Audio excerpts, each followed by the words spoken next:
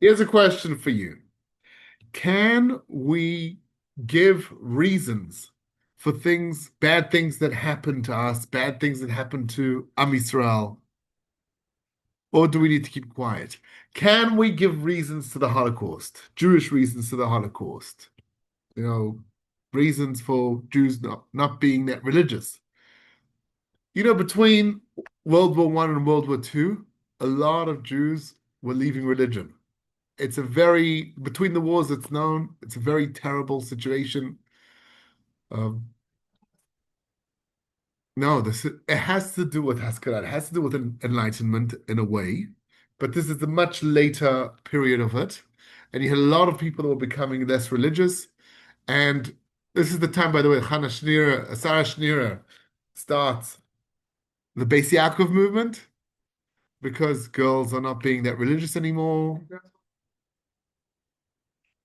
Girls are going to university also, but that's a little bit less of it.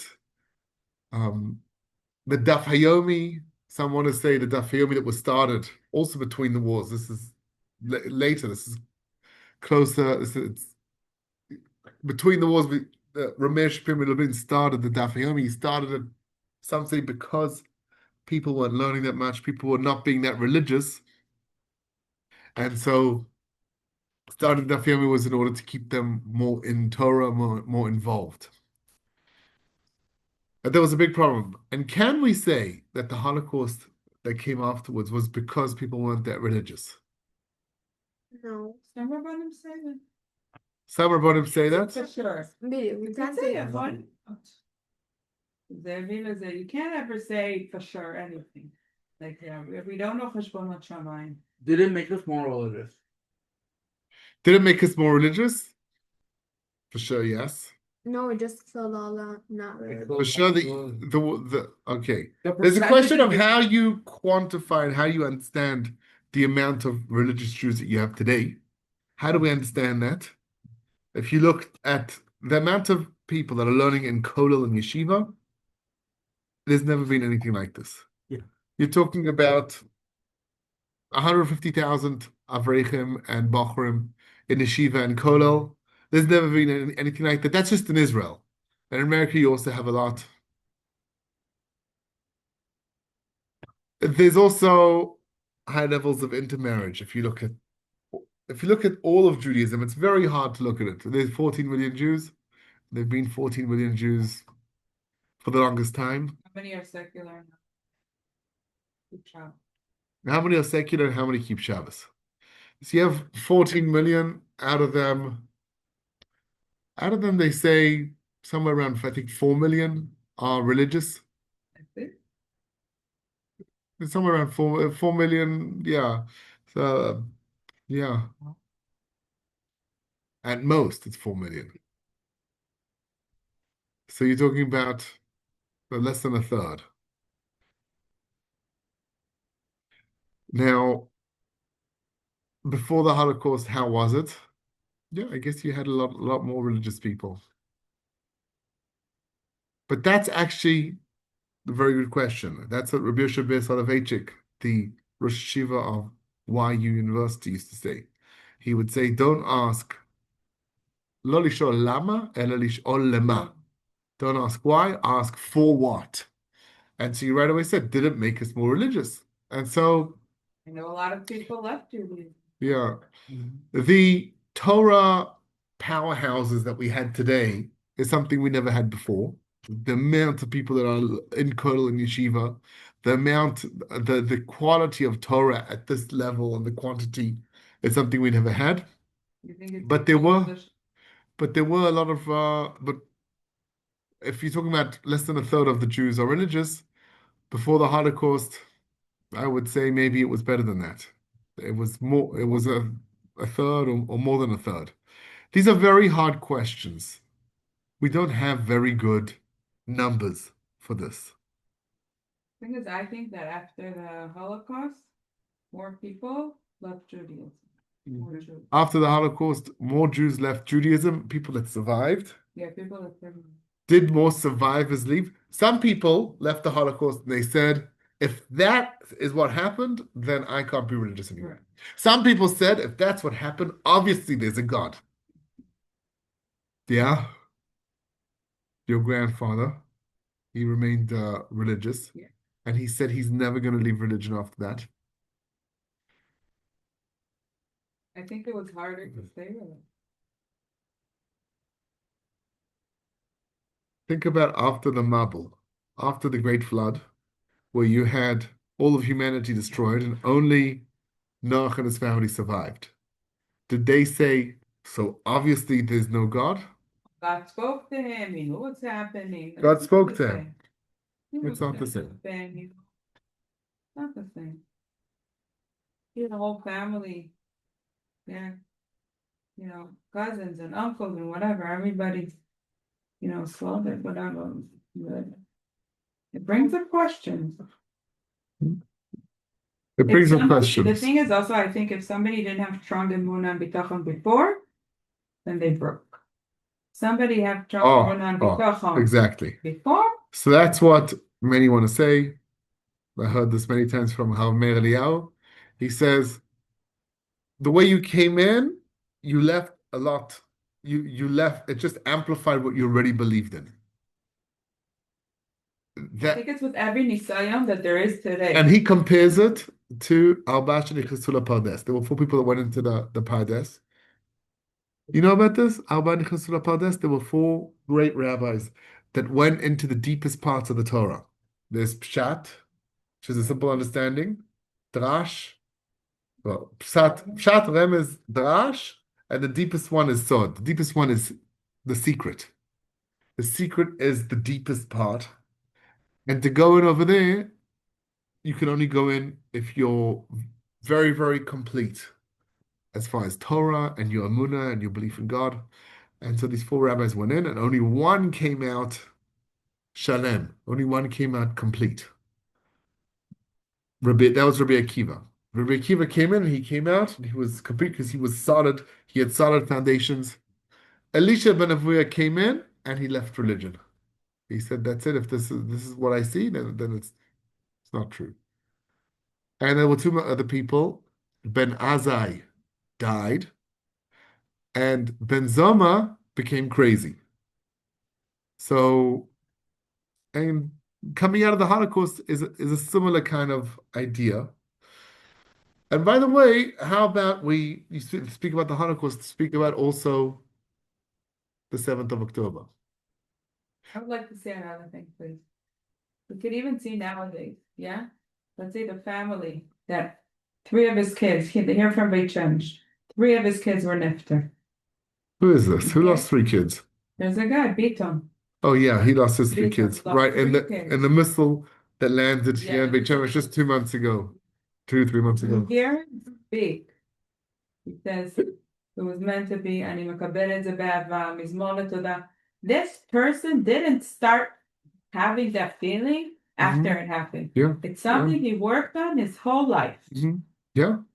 Yeah, it's something that was there before, and it amplified it. The tragedy amplified it. By the way, this all connects to the parasha, because this parasha is Parashas Behar and Bechukotai. We have 2 parashas that are connected, and we finish off Chumash Vayikra. Behar speaks about Shemitah, speaks about things that have to do with the land of Israel. Ma'inyan Shemitah Etzel Har Sinai is mentioned in Rashi at the beginning.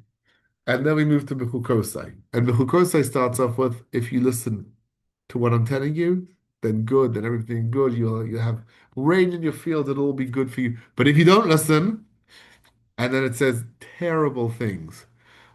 Terrible things. If you don't really do Torah mitzvah seriously, you just see everything as a mikra, as happening on its own, then I'm going to make it look like there's a lot of mistakes going on.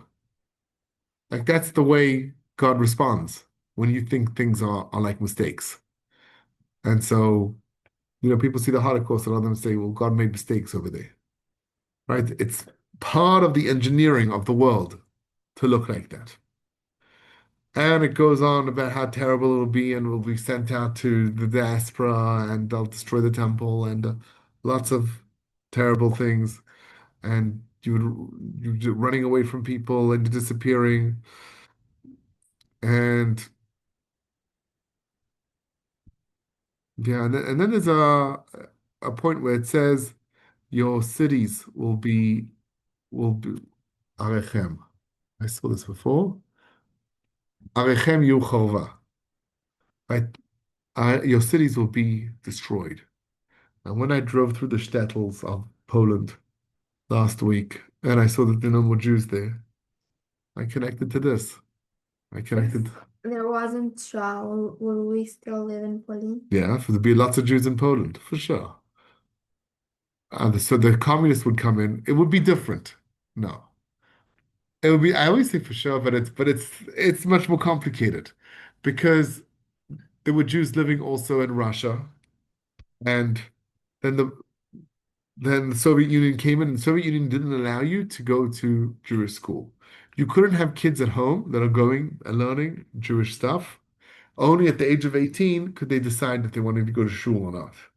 Well, that's weird. That's the way it was. So if till the age of 18 you don't learn Torah mitzvahs, you don't go to shul, it's very hard. How do you keep another generation?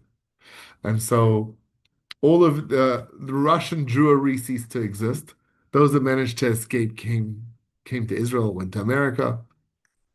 So the Soviet Union also took over Poland. So it would be probably similar to that. Like there are Jews in Poland. There's a good number of Jews. They say That 20, 30,000 Jews at least. I mean, the same. they were there before. Yeah. The Jews were there before, but they identify them as Polish, and they don't practice Judaism, and they Oh, so that. yeah. So they say we know my mother's mother's mother is Jewish, and she survived the Holocaust. So being in the Soviet Union meant there is no real next generation of Judaism, of doing Torah mitzvahs, and so you had to escape in order to be religious. Israel accepted 1 million Russians in the early 90s. And those Russians that came here, some of them could prove that they were Jewish somehow. A lot of them weren't halakhically considered Jewish. But they weren't religious. None of them were religious. Because there is no religion in the Soviet Union. It doesn't make a difference. That's from Judaism, Christianity, Buddhism, no religion, nothing. So if the Jews would have remained there, they would have been like the Russian Jews probably. But they would have had to escape. They would run away because those were very religious Jews, and they wouldn't allow themselves to be in a place where they can't raise the next generation. These are all theoreticals, but these are all kind of what if, and it's you can't really know. Open to live in Eretz Israel and keep Shabbos. Yes, yeah. Mhm. The Rebbe Piaseczner, is Reb Klonimus Kalman Shapira. He had a wife, he had kids. They were all killed in the Holocaust. He didn't survive either. He was killed in the Holocaust as well. He was in the Warsaw Ghetto. He has a brother who came to Israel and kept on living, and has a son. So his nephew is actually the rabbi here in Rav Aleph in Aish Kodesh. And the Rebbe Piaseczner, the Rav Kalman Shapira, wrote the Aish Kodesh, that book, in the Holocaust. He was in the Warsaw Ghetto. He was doing tishes, and he was giving shiurim Together. in the ghetto. And he was writing down what he was saying. And there was a guy called Emanuel Ringelblum. Emanuel Ringelblum, this is a different type of underground. This is a certain resistance. He's a historian, and he says the Nazis are trying to destroy us in a way that we're not going to know that we ever existed. So we need to keep documentation. We need to make a time capsule. You've seen that? That's in some schools in America like to do a time capsule. And they take a lot of things, they take a lot of things that have to do with that year, and they pile it into a box, they put it in the ground, and they write to be opened in 50 years. And in 50 years, people open it, they go, wow, that's interesting. Wow, that's a magazine from back then. What, that's what people like to see. So Emmanuel Ringelblum made 4 time capsules. We found 3 of the 4. He had big metal boxes, and he had huge metal jugs of milk where all the stuff was kept. And inside that, and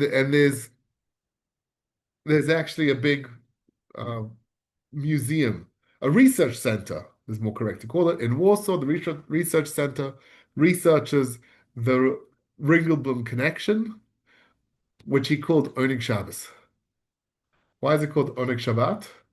That's a code word, or because you to say.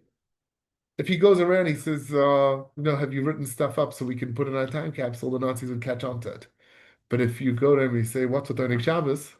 Do you have something for Oneg Shabbos? You want to give me something for Oneg Shabbos? Which means, did you write something today?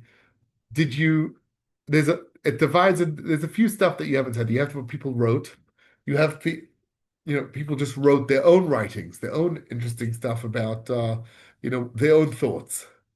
That's one time, like the Aish Kodesh is what like his own thoughts. That's 1/3 of the Oneg Shabbos archives. Another third of the Oneg Shabbos archives are actual documentation of what happens. Ringelblum will write, he did this, he crossed the street, Nazi shot him in the head, things like that. And there's another third which has to do with just, they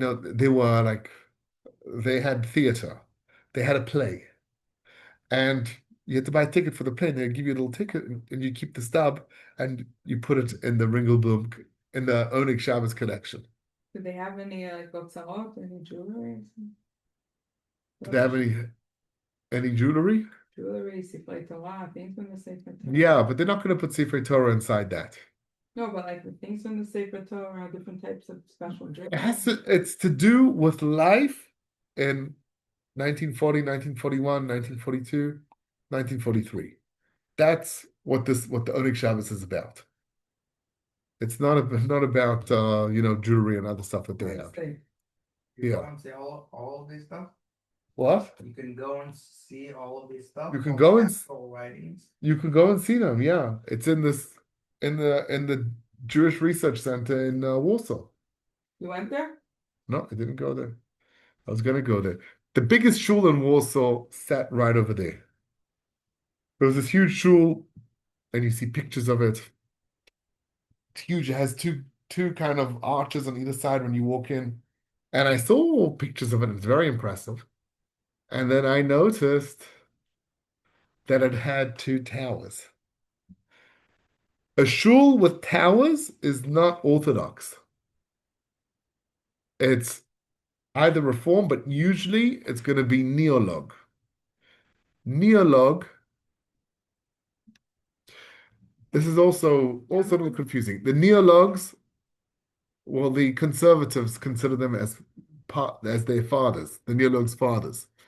So in Germany, you had the reform, which was really just doing Torah and mitzvahs, just out of tradition, not because you believe in God, not because you believe in anything. It's just the outside of Judaism. It's the wrapper without the candy. That's You wanted Reform to Judaism. something. Yeah. And so that's in Germany. In Hungary, you had the neologs, who had the towers, and they had an organ church in Shul, and they made changes that they said, we're going to play organ music.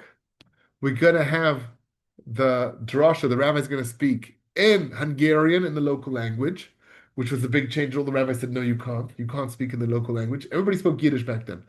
It's very different. Today you hear that it's so funny. I'm speaking Yiddish now. We don't even know Yiddish, most of us. But then you couldn't switch from Yiddish. And then in Poland, you had these modern people. Now, to call them neologues and to call them reform is actually incorrect. Because I can tell you from the Temple Shul in Krakow. The Temple Shul in Krakow, they made a room for a church organ and they didn't put it in, which means they stayed Orthodox and they brought it right to the end. They didn't cross that red line. So you go in there, you look at the stained glass windows, you can see names like Adolf. This is before the Holocaust. That's a very common name. I said this once on my group, and the guy said, "Oh, my grandfather's name is Adolf." He didn't change it after the Holocaust. That's a little yeah, yeah. There are no more Jewish Adolfs anymore. Nigmar. I don't think even Germans like this. Yeah, yeah. Are there any Adolfs in the world? I'm sure they are, but There are, but- they're much less. Right, they're almost none. So in Poland, which was very religious, more than Germany, more than Hungary, they didn't cross that red line. So that the shul in Warsaw would not have, probably not have been neologue or reform. It would have been Orthodox and right to the end of Orthodox, but not crossing that red line. But they would have had drashas in Polish. Yeah. The drasha in Polish, when the rabbi speaks in Polish, that the rabbi said not to do that. To us, that sounds very weird, but back then that was okay. That's what they did. Yeah, it wasn't. Yes. You didn't change from Yiddish. The rabbi would speak in Yiddish. I learned in the Mir Yeshiva. The Mir Yeshiva till a few years ago, all the Shir Klanis were always in Yiddish, and you have the huge main base midrash where you could fit 800 people, and it would empty out to like 50. It was crazy because it was in Yiddish. And then Reb Nosson C. Finkel passed away, and his son took over, Reb Eliezer Yehuda Finkel. He didn't do this right away, but a few years later, he changed it to Hebrew. And then a nice amount of people started showing up. I think if he would change it to English, he would have even more people. But that's Depends what makes sense. a little hard. That's a little hard to do. No, the main base English. It's a little hard to change that to English, I think. The Hebrew, fine. You can explain it. The Chazon Ish, by the way, said in his time, in the early 50s, he said Yiddish is a dead language. That's what he said in his times. He said speak Hebrew. And so Yiddish is like German. you walk around in Bnei Brak, you don't hear a lot of Yiddish. Where was this that they spoke Hebrew? Where did they speak Hebrew? Only in Israel. Yeah. Why did they even bring Yiddish in here? Yiddish was That's a a dead language. That's what they're. The Chazon Ish said in the early 50s, it's a dead language, and that's it, and just switched to Hebrew. And in Gur also, they switched to Hebrew. All the other Hasidim stayed with Yiddish. But yeah, that's a little bit about the language, a little bit about that shul, and we were speaking about Aish Kodesh, which is in the Ringelblum archives. By the way, if you go to the Warsaw Cemetery, the biggest Jewish cemetery in the world, the 200,000 people buried there. It's bigger than Har Menuchas, with about 70,000 people. It's bigger than so Har Menuchas is 150,000 people. Har Azeisim is 100 or 70,000 people. Warsaw is the biggest. There might be claims about other cemeteries that are as big or bigger, but I think Warsaw is the biggest, and they're more than 200,000 people, in my estimation, because they're not including the people from the Holocaust that died there and were buried inside. But 100,000 people. But 100,000 people buried. Yes, they were buried in these massive pits, and you can't know exactly how many people are in there. So the estimation of 200,000 people doesn't include the Kivrei Achim. So these are stuff to really think about. So in the Okapova Yushensha cemetery, those are the names for the cemetery, where they're all in one place, and it's all huge. It's more impressive than Har Menuchas. Har Menuchas is like one mountain, another mountain, another mountain. But here it's like this huge place and it's flat and you just walk and walk and walk and walk. They say all the trails over there are hundreds of miles long. Like if you walk them, it's like walking more than all of Israel. If you'd walk all of the trails inside there, which to me also sounds maybe that's a little bit of an exaggeration, but that's what I read. That's just to give you an idea. Now, in the entrance, when you come in, you have a few memorials, and one memorial in the entrance to the Okupova Yushensha Cemetery is the Oneg Shabbat archives. And it says Oneg Shabbat, and you have glass bricks around it. And I wondered why glass bricks? It's like this and it's glass bricks. And what does that mean? And only now, while I'm talking to you, am I getting an idea of why it looks like that. The reason it looks like that is because of where they were kept. The time capsules, where did they keep them? They dug like just outside the building, in the corners of the building. They dug down by the foundations deep, and they put them in over there. And the foundations of the buildings look like that. They have glass around them. The glass, they have, sorry, they don't have glass, they have bricks around them. And it looks kind of similar to the foundations of the buildings. That's why I'm thinking it's written like that. And you're looking through into the past. It's giving you like a window into the past. That's the idea. It's artistic. And in those archives, we have the Aish Kodesh. And the Aish Kodesh says, and now it's going to connect back to my question from the beginning. He writes in, is it 1941? He says, I don't know why people are so upset in the Warsaw Ghetto. 1941 is before the mass killings, right? Germany invaded Poland in September 1939. They said all the Jews need to get into ghettos. They closed the Jews off, but they wouldn't shoot people in big pits. They weren't gassing anybody. They would go and shoot people's down. They would shoot somebody in the head. That. They would shoot somebody in the head, and they would, they would starve them. Also starve them. They would give them less food and allow less food into the ghettos. Yes, but there still wasn't the mass killing. That only comes in July 1941. It's very important to understand that. And so before July 1941, before the mass killings, he writes this. The Aish Kodesh writes, and he says, why are people saying the Holocaust is so, what we're experiencing here is so terrible? It doesn't sound as bad as what the Midrash writes about the time of the Churban, the time of Churban of Beis HaMikdash. It doesn't sound as terrible. And there you have, during the time of Churban Beis HaMikdash, you have people eating their own kids and things like that. There are very terrible descriptions about what happens. Did that not happen in the Holocaust? Was there cannibalism in the Holocaust? It's something I need to look into. It's not, if there was, there may have been small cases of it, but it wasn't widespread. It didn't really happen. If somebody died in the road, they would bury them. They didn't eat the bodies. The Holocaust was a much bigger thing than this was one city.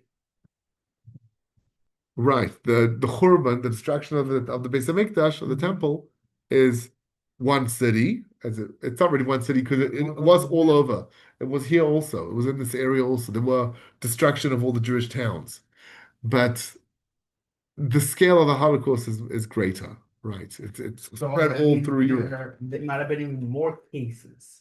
So listen to this. The Aish Kodesh writes, before July 1941, he says, I don't know why he's saying it's so terrible.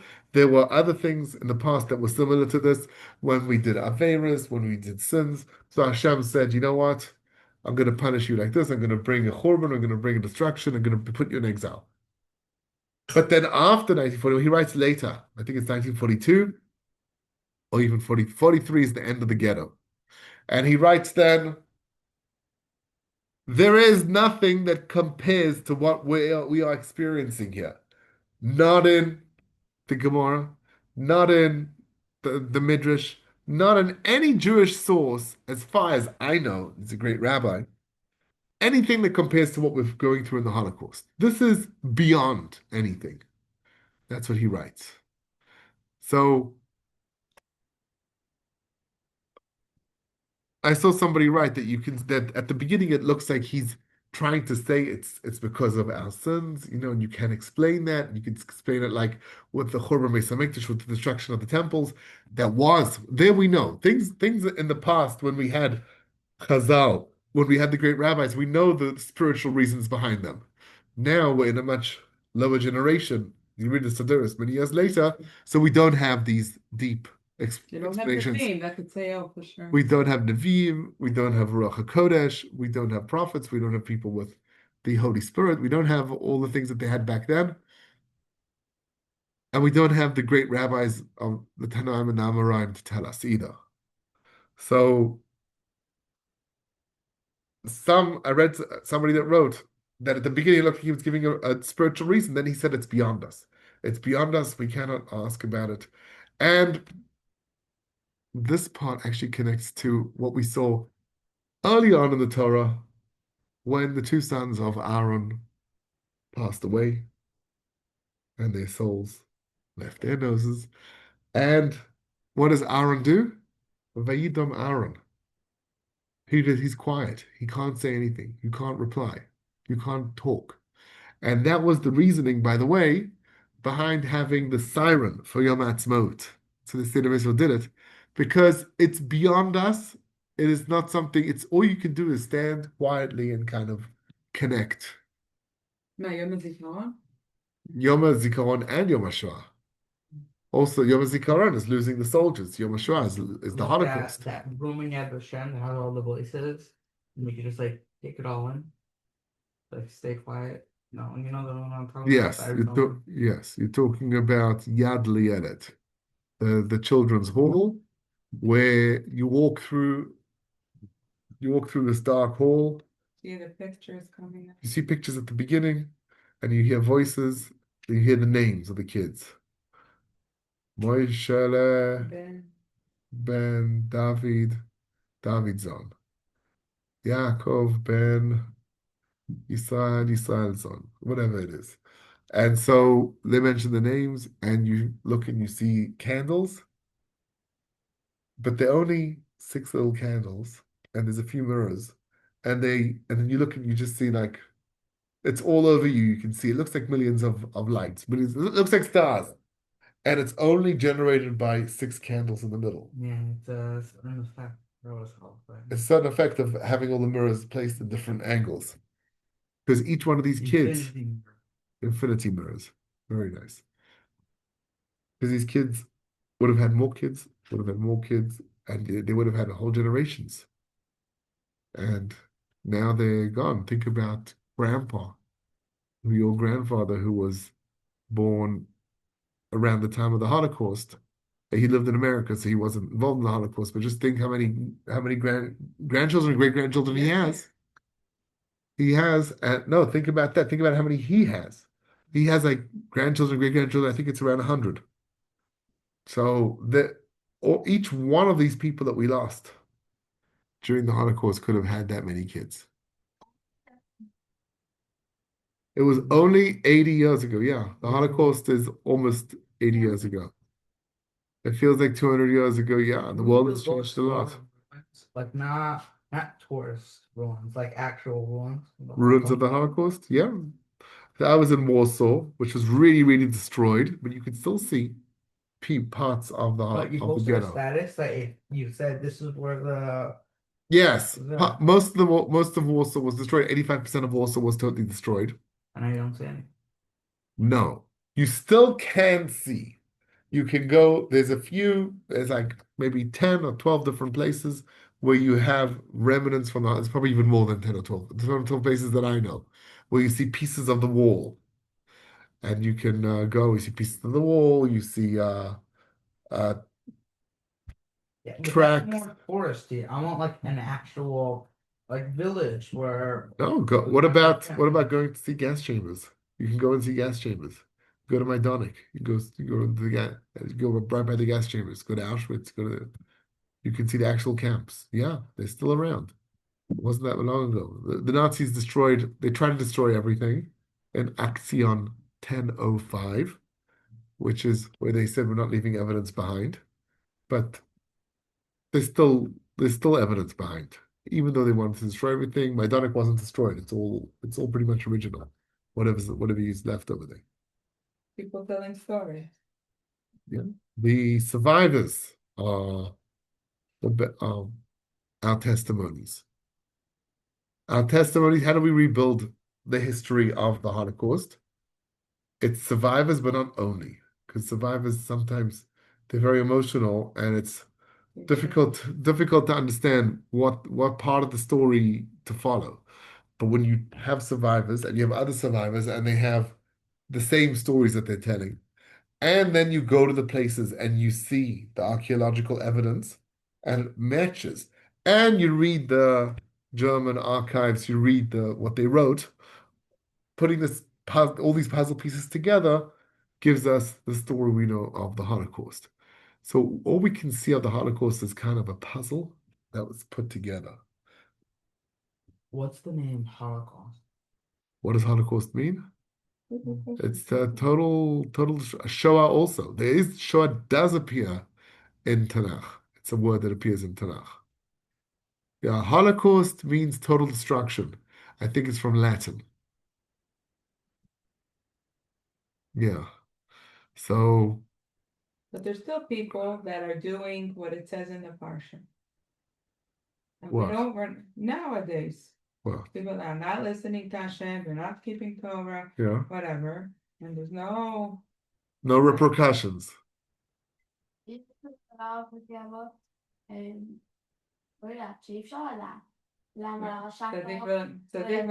Some reason why things happen. Why did the 7th of October happen? Right? Ask about the 7th of October. You can ask why, and who knows. But you can also ask for what? Lema.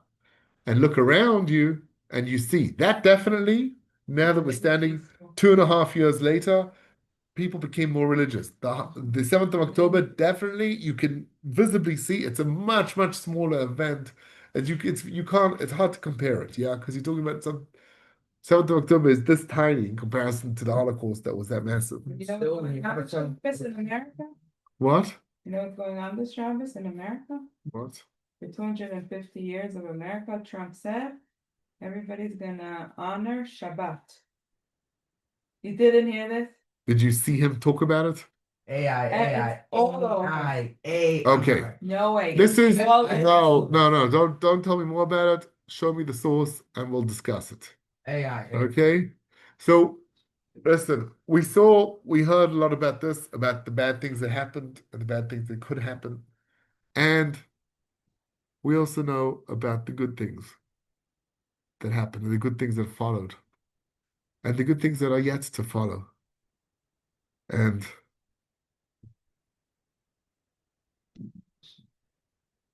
there's a famous story of Karabakh. Karabakh went to the camps in the early 80s.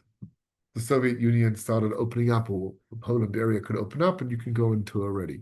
And so he went to Auschwitz. He went all around the camps.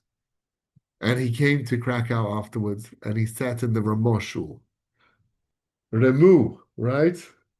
The Remushul. And he's sitting there, and he put his head on the bed, on the table over there, on the stender, and he started crying. After all he saw, it's so terrible. He's crying. And he fell asleep while he was crying. And then he had a dream. And in his dream, he sees the Jews being pushed forward into the gas chambers.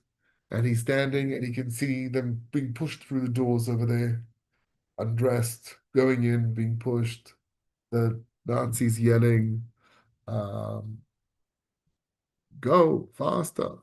Yeah. And then he runs to the other side to see them come up, to see the doors from the other side open up. And the gas chambers, they gas them, and then from the other side, bodies would come out, right?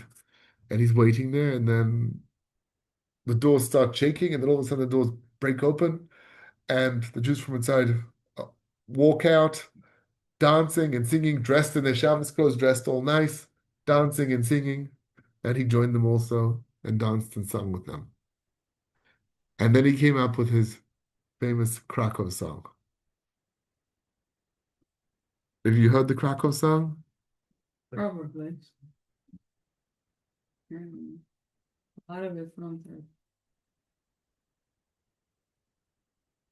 Yeah, I'll get that song over here so you could hear Karabach singing it original. And this is a song he got when he was in Krakow thinking about the Holocaust. But this is actually him singing it? Yeah. No.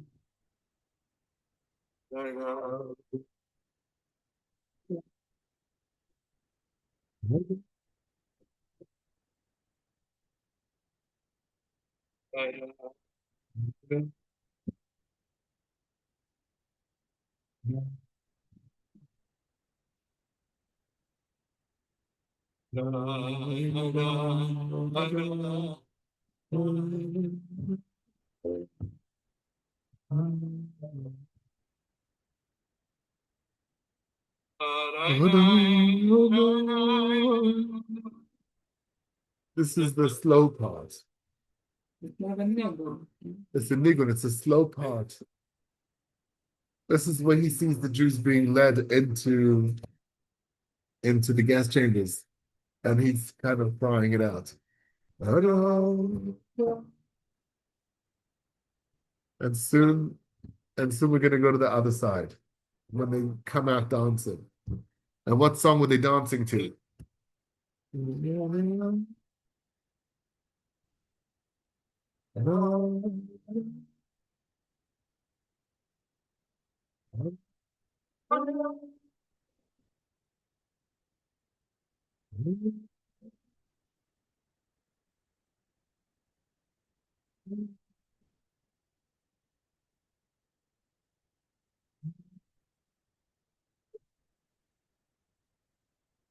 You guys ready?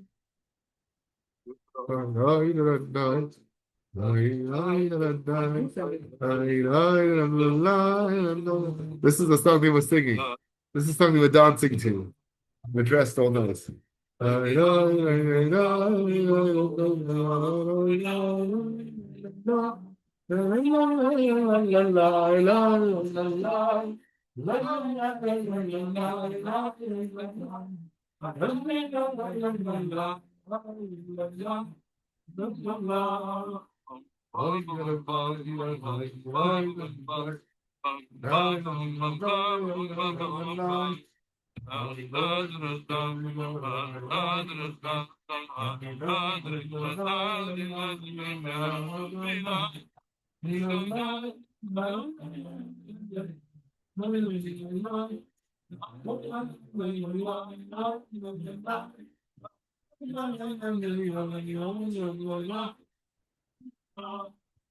That's it for today.